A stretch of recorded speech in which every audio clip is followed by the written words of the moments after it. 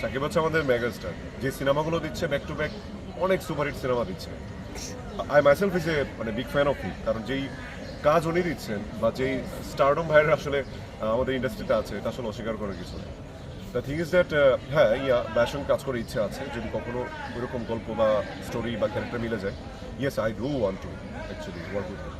ওকে, সাকিবের সাথে কে কাজ করতে না চাইবে?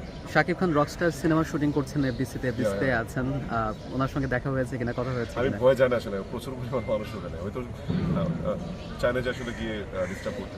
পোস্টারটা দেখা হয়েছে কিনা? হ্যাঁ, রকস্টারের পোস্টার পোস্টার খুবই ভালো লেগেছে। ওনার লুকটা নিয়ে কিছু বলতে চান কিনা স্পেসিফিক? সাকিব ভাই তো বরাবর ডিফারেন্ট লুক নিয়ে আসে। আমি বললাম না, সাকিব ভাই কিনা আসলে বলার কিছু নেই, মানে himself is actually mesmerising the industry. So ইনশাল্লাহ আশা করছি রকস্টারও ভালো হবে। বিগত সিনেমাগুলো ভীষণ ভালো হয়েছে, সো এটাও ব্যতিক্রম কিছু হবে না আশা করছি। আমরা পার্শ্ববর্তী দেশ থেকে শুরু করে অন্যান্য ইন্ডাস্ট্রিতে দেখি যে সিনিয়র আর্টিস্ট যারা থাকেন বা যাদের একটা নির্দিষ্ট ফ্যান বেস থাকে, যাদের